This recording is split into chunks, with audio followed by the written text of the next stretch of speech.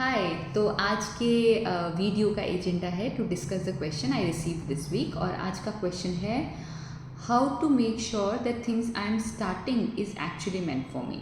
Okay, thank you so much for asking this question. हालांकि ये question थोड़ा सा अधूरा है क्योंकि ये जानना बहुत ज़रूरी है कि आप किस कंटेक्स्ट में बात कर रहे हैं। जो चीज़ आप स्टार्ट कर रहे हैं वो आपके लिए बनी है कि नहीं बनी है, ये जानने के लिए उसके दो पर्सपेक्टिव हो सकते हैं। One is your perspective, how you feel, what is your value system and all those things. And the second thing is कि आपको किस तरह के इंट्यूशंस हैं या गॉड साइन कैसे होते हैं, राइट।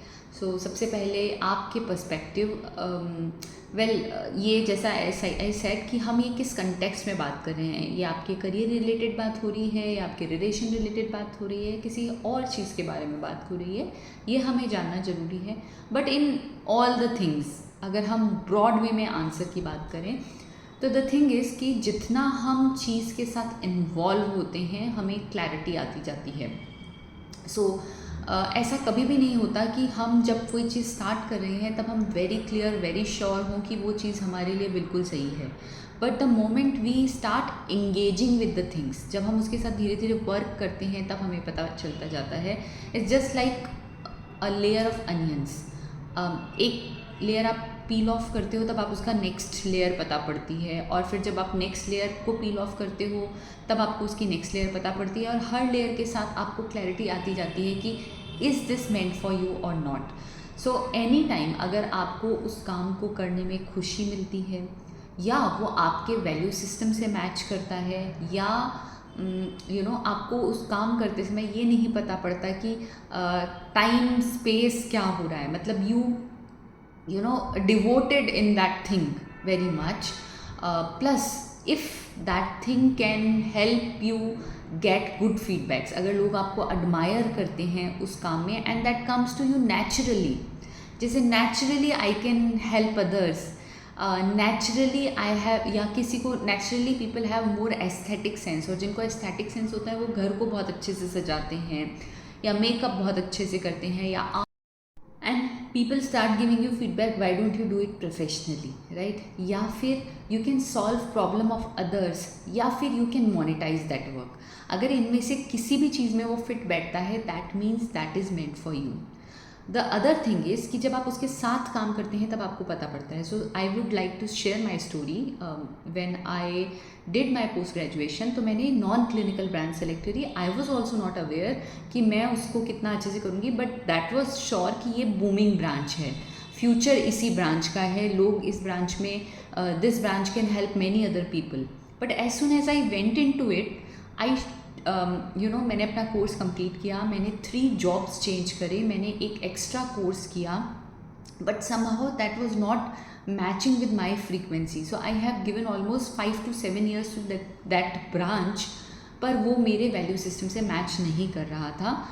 शुरू में नहीं कर रहा था क्योंकि उसमें जो मेरी नेचुरल स्किल है वो नहीं निकल के आ रही थी, और बाद natural skill, communication skill, counselling skills, लोगों से कनेक्ट करने वाली स्किल नहीं निकल के आ रही थी क्योंकि उसमें मोर ऑफ मैनेजरियल वर्क होता था।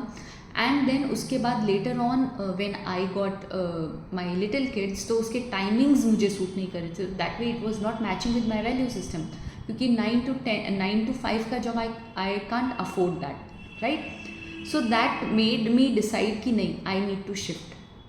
and then I went into different course, joined different course, and today I am here where I am.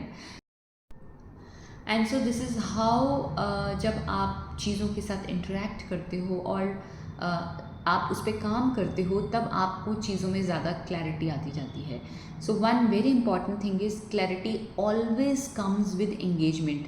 किसी को भी काम स्टार्ट करने से पहले नहीं पता होता कि ये आपके लिए बना है कि नहीं बना है। It is always the risk benefit ratio. आप थोड़ा सा रिस्क लेके काम स्टार्ट करते हो, अगर आपके लिए चीज़ें होती चली जाती है फ्लो में। नाउ द अदर पार्ट, जैसे मैंने बोला, first perspective is your feelings, your gut intuitions, how you are feeling. The other thing is कि what are the God signs. So any time आप सोच रहे हो कि मैं ना कोई जिम चालू करती हूँ, अपनी फ़ीमेल जिम स्टार्ट करती हूँ, मैं कोई बिज़नेस करना चाहती हूँ एंड सडनली जो चीज़ का बिज़नेस आप स्टार्ट करना चाहते हो उसके एडवर्टाइज अखबार में आने लग गए हैं, या समवन ऐसा आपको कोई पर्सन मिलता है जिससे आप कनेक्ट करते हो, बात कर सकते हो, या पर्सन आपको मिलता है, that are the God sign. So ये गॉड साइंस जो होते हैं, इंट्यूशंस जो होते हैं, ये आपके इंक्रीज होते हैं when you sit in the meditation. You look for the things कि क्या साइंस आ रहे हैं, कैसे उन्हीं चीज़ों पे आगे वर्क होता जा रहा है, कैसे आपको कोलैबोरेशंस होते जा रहे हैं, वो लोग मिलते जा रहे हैं जो आपको उस जर्नी में हेल्प करने वाले हैं. So that is how God help you in doing the things.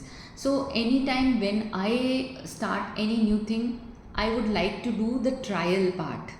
So I never say कि मैं directly बच्चे को किसी क्लास में भेजूँगी. I always try at least for 3 to 5 days. जैसे मुझे किसी बच्चे को क्लास ज्वाइन करानी है तो I need to check कि ये मेरे वर्किंग टाइम से मैच करता है कि नहीं करता है, बच्चे के वर्किंग टाइम से मैच करता है कि नहीं करता है, बच्चा उस समय एक्टिव होता है कि नहीं होता है. So when I go there, जाने आने में मुझे कितना टाइम लगेगा, आने के बाद में बच्चा कैसे रहता है, ये सब चीज़ें मुझे तब असेस होती हैं जब मैं उसे एक्चुअली में करके देखती हूँ. So again clarity comes with engagement. तो जैसे जैसे हम चीज़ों को करते हैं और जैसे जैसे हमें ये साइंस मिलते हैं कि हमें वही काम करने के लिए आगे अपॉर्चुनिटीज़ मिलती जाती हैं. So that means that thing is meant for you. Nobody else can tell you about this thing. It is all about your gut feeling, how you want to go, and that is same for your relationships. That is why जो हमारा शादी के पहले मिलने मिलाने की चीज़ें होती है वो भी उसी के लिए बनी हुई हैं. And that is all for your health also. अगर आप कोई नई एक्सरसाइज जिम स्टार्ट करना चाहते हैं तो भी I would say go for a trial. Y don't you join a 21 day challenge. अगर आपको ठीक लगता है देन गो फॉर इट, आगे further go for the journey. So that is how you decide with your intuitions and with your value system कि वो आप suit करेगा या नहीं करेगा. That's all. बाय.